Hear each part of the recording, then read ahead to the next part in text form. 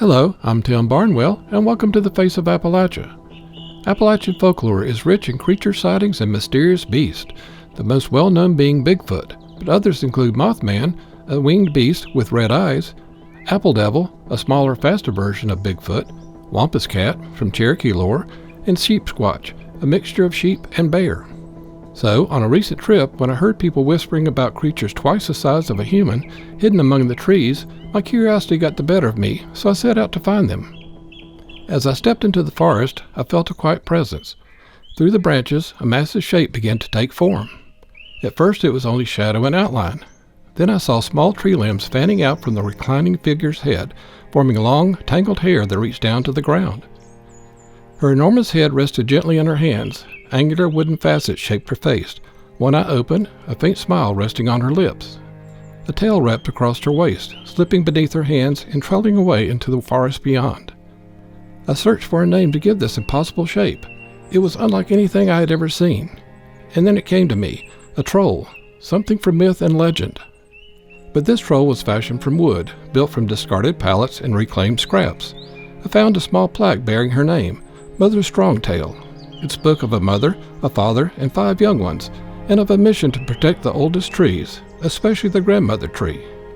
And as I followed the tale, crafted from repurposed Kentucky bourbon barrels, it wound more than 600 feet through the woods, leading me to one of her children, who stood holding the very tip in his hands.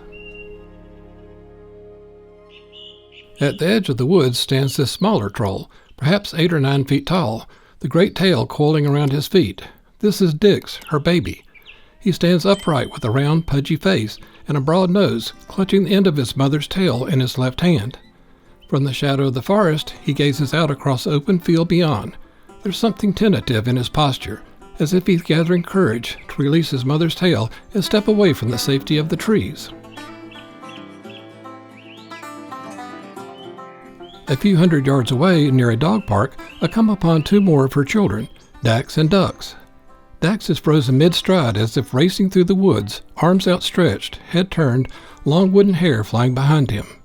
A necklace of sticks hangs loosely around his neck. One massive foot is planted on a fallen log, poised in motion, as though he's running toward something, or perhaps away from it.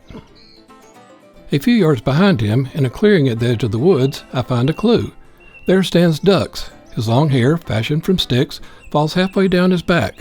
Massive wooden hands cover his eyes as he waits, as though counting while his brother disappears into the forest. His short, sturdy legs and oversized feet root him firmly to the ground. But one eye peeks through the fingers of his right hand, straining for a glimpse of Dax, his vanishing playmate. Perhaps it's only a game of hide and seek. Nearby, I find the father, Daddy Birdeye. He sits with his back resting against a towering tree, keeping watch over the grove and all who wander through. Heavy brows shadow his dark eyes as he gazes toward the distant city skyline. Shoulder-length wooden hair frames his face. In his hands he grips a long pole, a small birdhouse fastened to one end. From this shaded perch he seems to guard his family of 7, the 5 gathered here and 2 others farther afield. A nearby plaque tells of the troll family, their mission, and the legend of the grandmother tree. The 5 trolls here at Dorothea Dix Park in Raleigh, North Carolina, are part of a larger project known as Trolls, a Field Study. They are a permanent addition to this landscape, a campus that once housed a state hospital and is now today preserved as a public park by the city of Raleigh. 2 additional trolls stand on permanent display in Charlotte and High Point, and another 12 make up a traveling exhibition recently on view at the North Carolina Arboretum in Asheville. Who made these? Why are they here? And how did these massive beings find their way to North Carolina? A search reveals that these whimsical giants are the creations of Thomas Dambo, a Danish artist who lives and works in Copenhagen. He is best known for his monumental troll sculptures, some rising as high as 50 feet, installed in parks, forests, and green spaces around the world. Born in Denmark in 1979, Dambo grew up building tree houses and setting simple traps in the woods, already drawn to working with his hands and the materials around him. After earning a master's degree from the design school in Denmark, he began creating colorful installations from recycled materials, laying the foundation for the work he is known for today. The first troll, Jack Lumber, was built in 2012. Since then, more than 75 of these towering figures have appeared across the globe, and the number continues to grow. Each sculpture, inspired by Scandinavian folklore, carries its own expression and personality, and each is constructed entirely from reclaimed wood, discarded pallets, fallen branches, and twigs gathered from the very site where the troll will stand. Dambo's creations invite us to see the beauty in what has been cast aside and encourages us to step back into the natural world with curiosity and wonder. Trolls, a field study, marked the first United States appearance of Thomas Dambo's creations. The 12 figures recently on display at the North Carolina Arboretum in Asheville, known as the baby trolls, stand between 7 and 9 feet tall.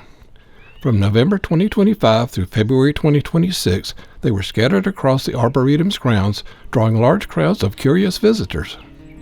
During Winter Lights, the Arboretum's annual holiday exhibition, the gardens glow beneath more than 1 million LED lights. This year, many of the trolls were illuminated in vivid color, transforming them into something altogether different after dark. What felt playful by day became mysterious and enchanted at night. Now the traveling exhibition has moved on to California. If you didn't have a chance to see these touring 12, here's a look.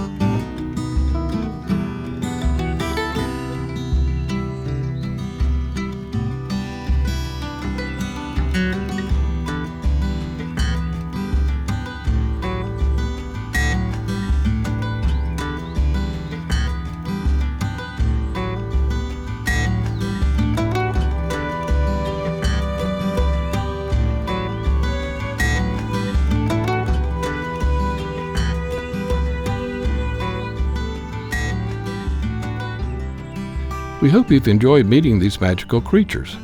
It's a reminder that you never quite know what you might discover when you step into the woods or into a park near your home. Wonders still abound, both natural and man-made, if we're willing to slow down and look. If you've enjoyed this story, we'd be grateful if you'd subscribe to the Face of Appalachia and click the like button. It helps others find these stories and allows us to keep sharing the people, places, and moments that make this region and the world beyond so rich with character. Thanks for watching. We'll see you down the trail.